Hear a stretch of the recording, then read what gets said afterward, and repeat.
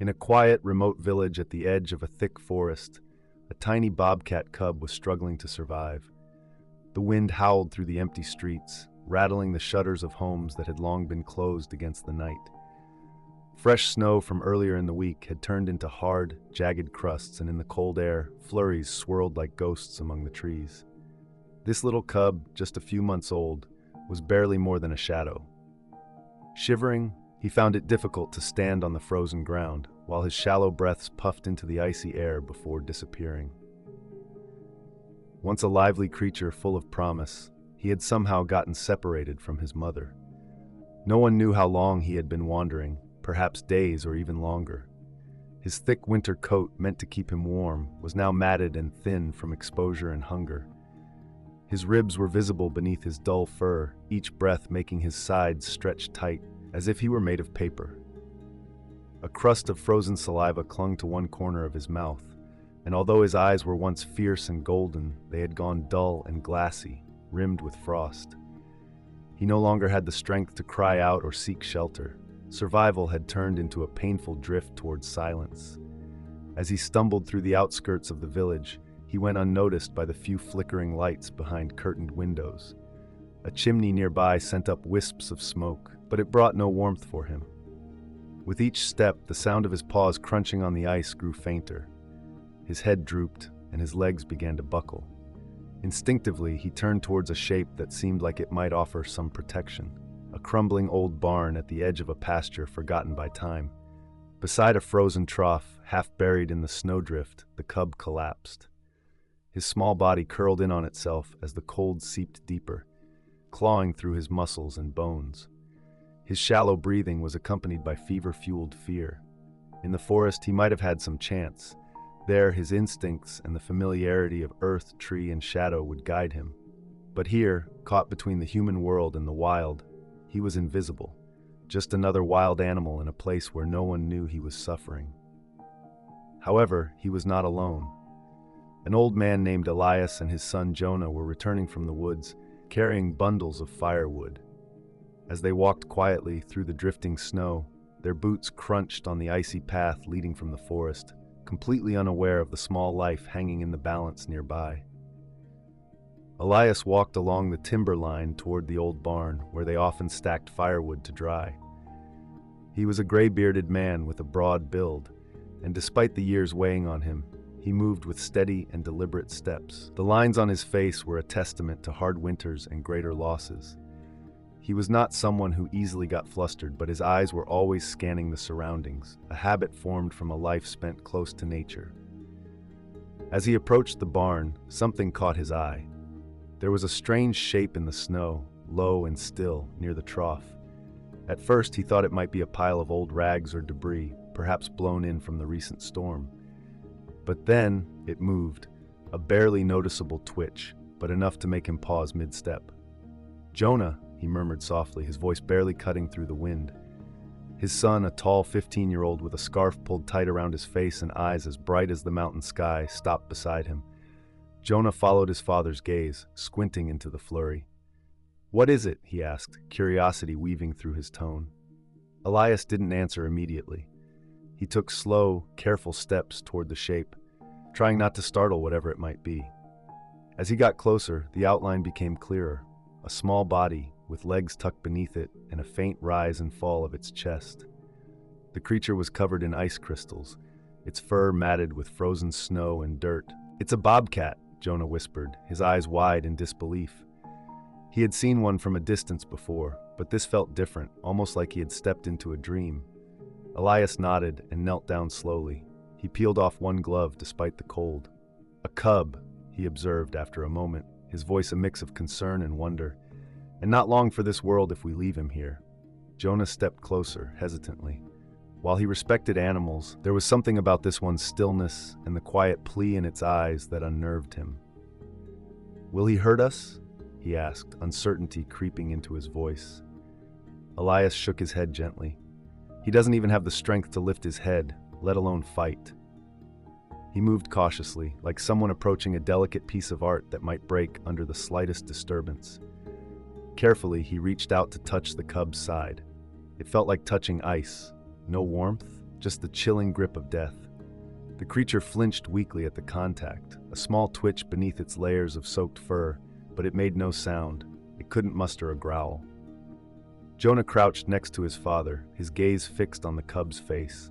He didn't see a fierce predator or a danger. Instead, he saw something vulnerable and small, fighting to survive in a world that seemed to have forgotten it.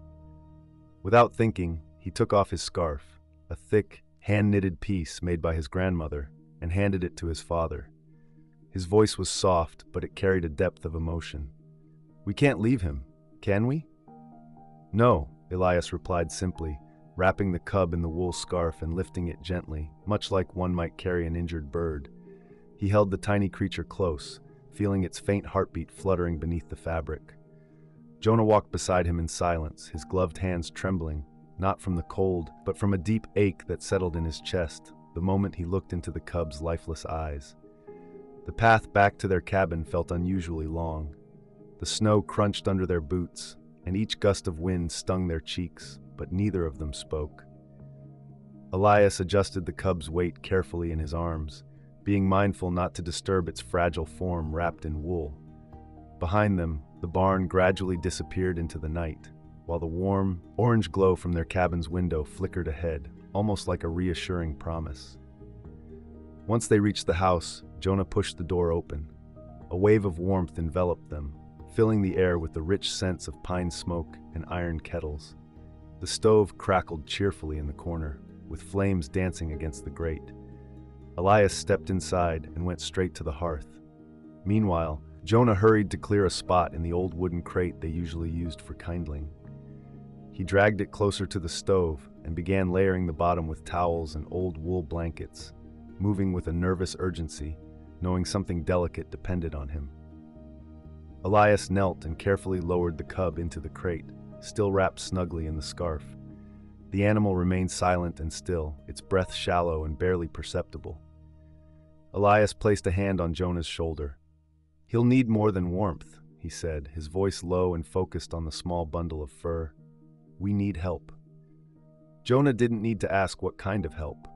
He already knew their little village lacked a vet clinic, and the nearest one was nearly an hour away by truck, winding along narrow roads through the landscape. The hills were blanketed in snow, resembling frozen rivers winding through the landscape. Roads lay beneath the white cover, their paths potentially vanishing overnight.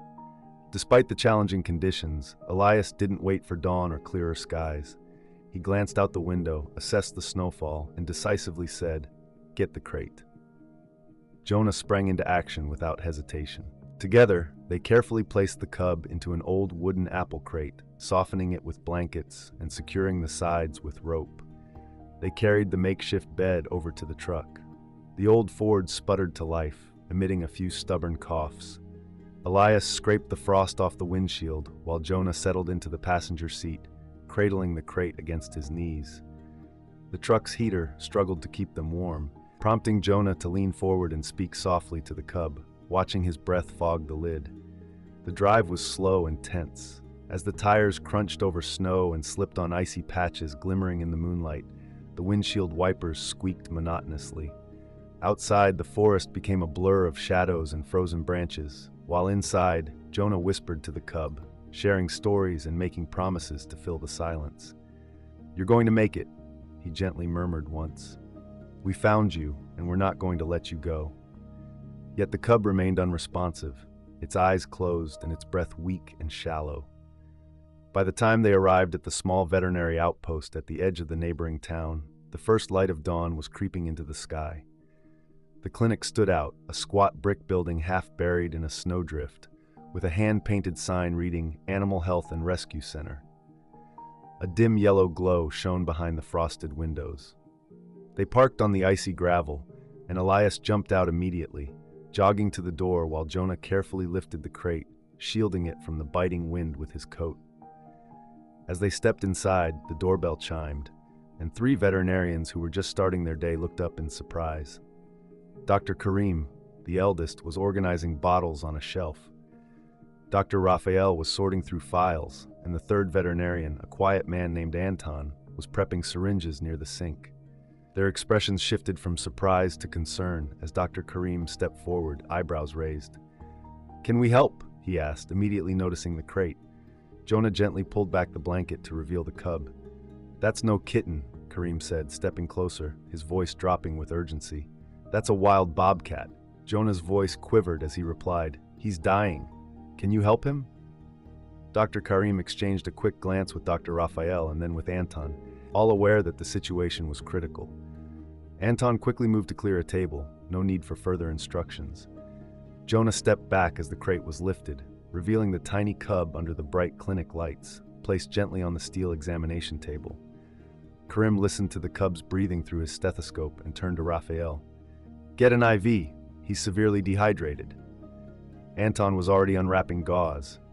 "There's infection setting in," he murmured, his brow furrowed. The cub's temperature was dangerously low. They worked diligently in silence.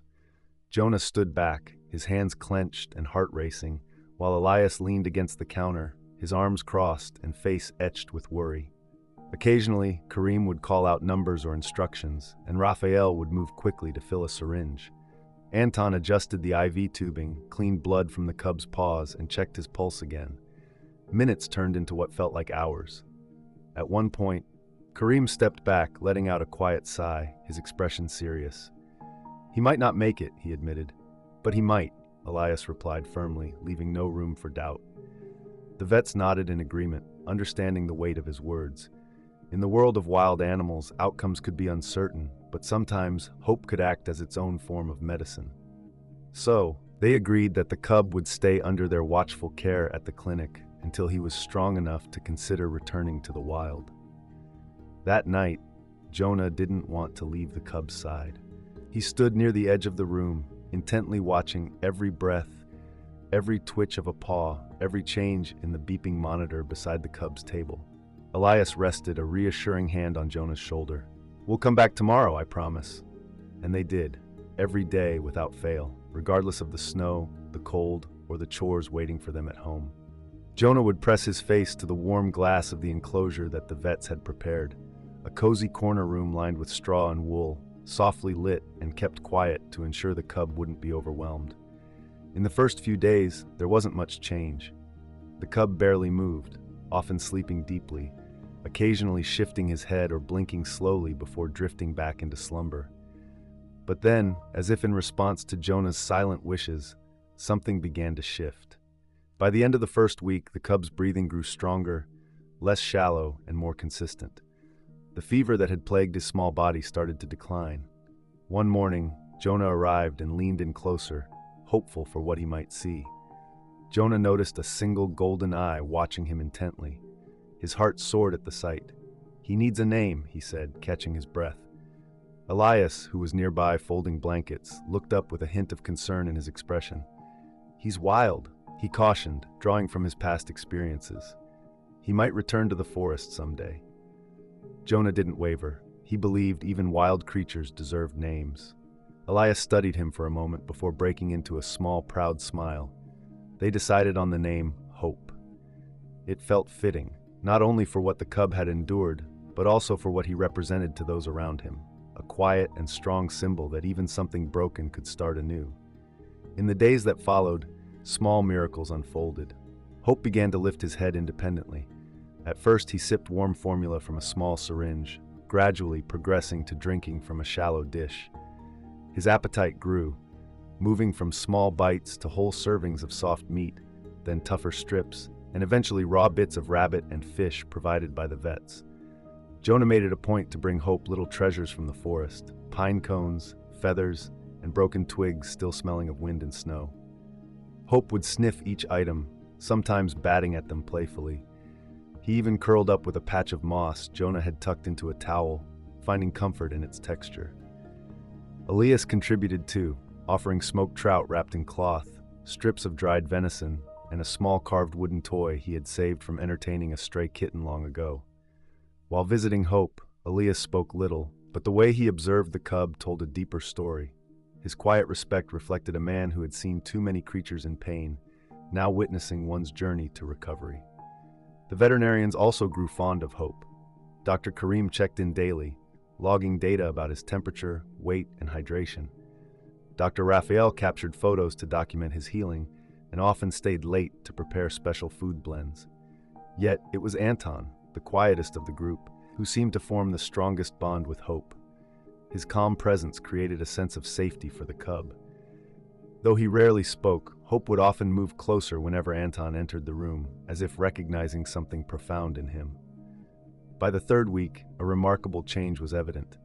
Hope's coat transformed. The dull gray fur was replaced with soft, thick layers of white and gold, marked by light brown rosettes along his sides. The raw, swollen pads of his paws healed gradually, thanks to a careful routine of ointments, baths, and protective wrappings. Then one afternoon, as Jonah leaned against the glass enclosure, something remarkable caught his eye. Hope turned his head and made a low, rumbling sound from deep within his chest. It wasn't the gentle purr of a house cat. Instead, it was a more primal noise, one that resonated through the room and right into Jonah's chest. The boy grinned, excited. "Did you hear that?" he asked Anton, who was folding clean towels nearby. Anton paused, his expression shifting from routine to amazement. "He's purring," Jonah noted, and Anton slowly shook his head. "I've worked with wild cats for 20 years, and I've never seen one this attached to people." Elias, who was standing close by, added that Hope seemed to understand who had rescued him. From that moment on, it became clear. Hope wasn't just healing, he was forming a bond. This connection was different, not like a pet, but like a wild creature that recognized the hands that had helped him in his darkest moments. Hope started to walk again, cautiously at first. His legs were unsteady, and his tail dragged slightly, but each day he grew stronger. The vets created a climbing structure for him out of branches and secure platforms, designed to help him regain his strength with safe challenges.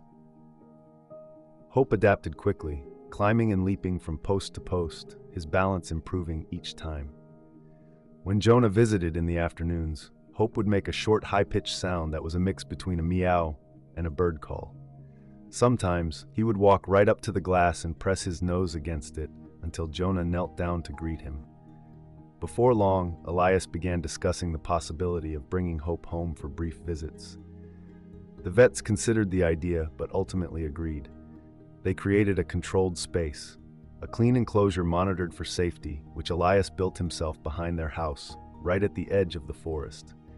It was sturdy and spacious, equipped with a heated shed for shelter, and plenty of room for stretching, climbing, and even a small pile of snow for play. During the first weekend visit, everything was done with care and supervision. Hope explored every nook and cranny of his new space, then flopped down beside Jonah, yawning as if he had always belonged there. He would bask in the sunlight, blink lazily at the clouds, and paw at falling snowflakes like a kitten. When he grew tired, he would curl up against Jonah's legs, his sides rising and falling in a soothing rhythm of contentment.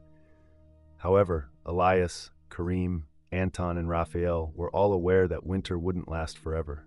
They understood that healing involved making choices, and that wildness, even when softened by love, never truly disappeared. As March drew to a close and the days grew longer, the first hints of spring were starting to creep through the trees. Elias sat down with the veterinarians and asked the question that had been on everyone's mind. Should they return Hope to the wild, or keep him in the safety he had found? Dr. Karam led the discussion, emphasizing that Hope was strong and healthy. If we release him soon in an appropriate area, there's a chance he could thrive, he explained. Jonah was quiet for a while before voicing his concern. But what if he doesn't want to go back? Anton responded gently. Wild creatures don't always get to decide. It's our job to observe and understand what they need, rather than simply projecting our desires onto them.